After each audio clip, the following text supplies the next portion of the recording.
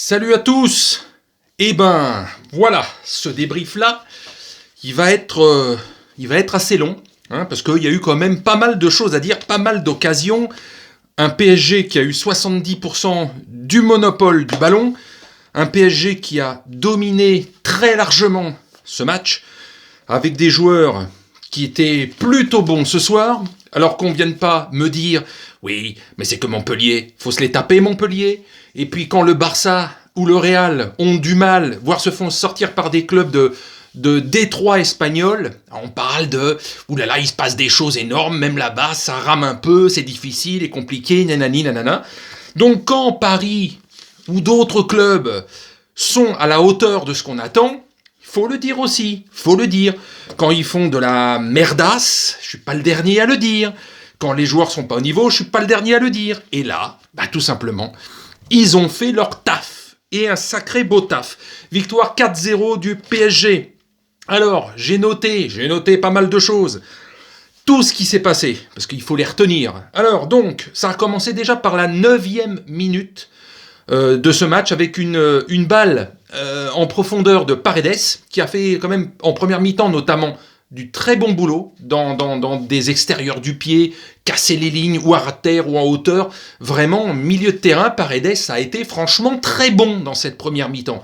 Donc, il lance en profondeur Florenzi sur la droite, qui tire donc dans la surface, qui centre dans la surface. Et là, tu as 3 joueurs qui passent juste devant. Tu as juste Icardi qui effleure ou qui touche légèrement le ballon, ce qui fait que ça détruit un peu l'action, parce que ça passe vraiment devant 3 joueurs au point de pénalty, là, sur 5-6 mètres de distance. Même Neymar arrive à être à 30-40 cm du ballon avec son pied. Ça passe devant 3 joueurs en même temps, et donc c'est la première grosse occasion. Il faut attendre le quart d'heure de jeu pour voir à nouveau Paredes lancer Mbappé, qui ce soir était, on va dire, plutôt dans un bon jour. Hein, ces dernières semaines, ces derniers mois, on le trouve, malgré ses statistiques, pas au top. Et ce soir, il était beaucoup mieux dans ses courses, dans son jeu, etc. Donc, lancé par Paredes, Mbappé trace sur une dizaine de mètres, 10-15 mètres. Il met un petit peu en difficulté son défenseur, évidemment, par sa vitesse. Et le gardien, juste à l'extérieur de la surface, sort un peu à la gardien, comme Lopez de Lyon, là. C'est d'abord, je pète les rotules, et après, je regarde si j'ai fait pas ou trop de dégâts, quoi. Donc, bon, il le fauche bien. Ça a mis 2-3 minutes. Hein, d'abord, c'est un petit carton jaune, etc.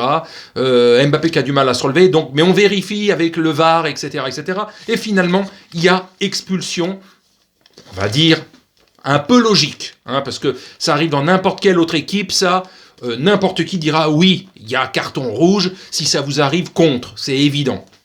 Donc, 25e minute, Neymar qui lance Icardi, mais entre 2 défenseurs, juste à peu près à 20-25 mètres du but, il lance Icardi entre 2 défenseurs, et là, dans la surface de réparation, Icardi reprend le ballon, pof, du pied gauche, mais ça rase le poteau, juste à 10 cm du poteau. Donc ça se rapproche, les occasions sont là, c'est une belle domination du PSG qui fait un bon match, voilà, il a fait un bon match. Et il faut attendre la 34e minute pour voir enfin le but d'Mbappé, enfin, donc Neymar qui lance Di Maria. Il y a toujours eu de beaux jeux de passes, vraiment assez rapides, ou vraiment des balles en profondeur très bien lancées. Et là, donc, c'est Neymar qui lance Di Maria, qui fait juste un petit contrôle et qui passe directement sur Mbappé, qui arrive devant le gardien de but. Cette fois-ci, il se fait pas faucher par l'autre gardien, mais il pique le ballon légèrement, juste devant le gardien, et enfin marque ce premier but.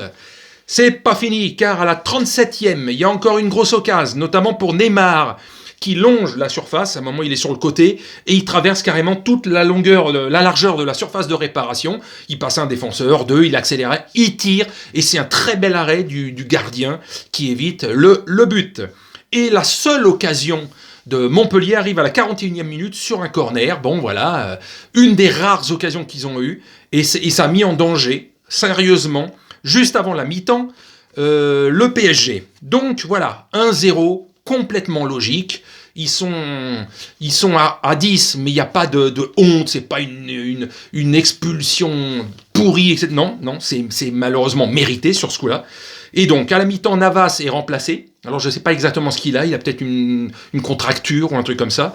Et juste à la 51e, c'est Kerrer qui remplace Marquinhos. Là aussi, on en saura plus dans les prochaines heures, les prochains jours, savoir si leurs blessures à l'un ou l'autre sont graves ou si c'est juste quelques jours d'absence.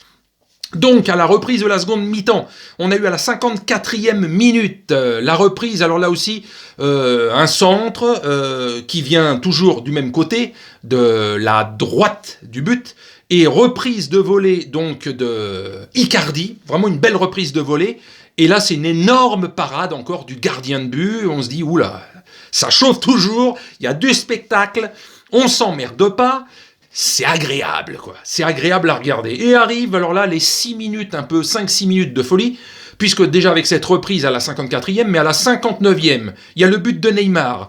Donc, il y a d'abord une balle en profondeur sur le côté, sur Mbappé, qui remet au point de pénalty sur Neymar, qui marque.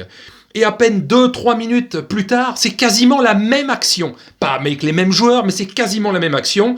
C'est là aussi une remise sur Florenzi, toujours côté droit, qui remet vers le point de pénalty. Et là, c'est Icardi qui reprend et qui marque donc le troisième but de la soirée. Là, on se dit franchement, 3-0, c'est normal. Mais là, il y a eu 2 buts à 2-3 minutes d'intervalle, mais quasiment la même action. Et il y a eu encore là, 2 minutes plus tard, parce que là, c'était une folie pendant, je vous dis, 5-6 minutes, c'est à la 64e, il y a eu un contre, donc de Neymar qui lance Icardi, voilà, qui arrive toujours, ça arrive toujours sur le côté droit du but, côté tribune, et qui remet vers l'intérieur pour Mbappé, et qui arrive, là aussi, à marquer son doublé de la soirée, et le 4e but de la soirée, spectaculaire. Et on a fini aussi à la 68e minute avec ce retourné, parce que le mec Kurzawa, parce que c'est Monsieur Kurzawa qui l'a fait ce truc-là, ce type qui se fait démonter, défoncer à longueur de temps, et là ça fait quelque temps qu'il commence à être, il commence à être ce qu'il était un petit peu à Monaco, c'est-à-dire un putain de joueur, quoi. Ce qu'on avait oublié depuis 1 ou 2 ans déjà. Et donc, il voit le ballon arriver, donc on sait très bien qu'il va faire sa reprise de volée, son ciseau retourné, qui s'écrase, pleine barre transversale. Et après, ils ont géré le match, etc. Donc, l'ensemble de ce match était fort agréable. En tant que spectateur, voilà, ça fait du bien. Ça fait du bien de voir des joueurs qui sont revenus, même Di Maria, qui était un petit peu à la ramasse ces dernières semaines, était un peu meilleur, et il était un peu plus présent, c'est clair et net.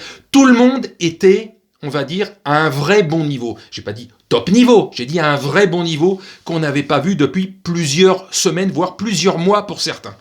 Donc voilà, ça fait plaisir. Maintenant, demain, on verra un autre gros match, je l'espère, ou pas, ça dépend, entre Monaco et Marseille, un qui va bien, l'autre qui va pas bien, et après je ferai sûrement Rennes-Lille, parce que là aussi, il y en a un qui est 4e, l'autre qui est 3e ou 2e même, et qui en cas de victoire, de défaite, de match nul, tu peux monter sur le podium ou tu peux passer en tête du championnat, et le soir, il y aura Lyon-Saint-Etienne avec les 2/3 de l'équipe de Saint-Etienne qui sera absente, touchée par le Covid, et donc vous allez retrouver 5 ou 6 joueurs de l'équipe qui sont des joueurs de 20 ans, quoi. Donc ça va être un petit peu difficile probablement pour Saint-Etienne, et ne pas se prendre de carton sera déjà un exploit, je pense. S'ils arrivent à faire match nul ou à gagner le match, avec les 2/3 de l'équipe en moins, Saint-Etienne aura réalisé un gros exploit. Donc voilà, on verra ça entre demain et dimanche, tous ces matchs-là. Mais en tout cas, ce soir, beau spectacle de Paris. Allez, salut!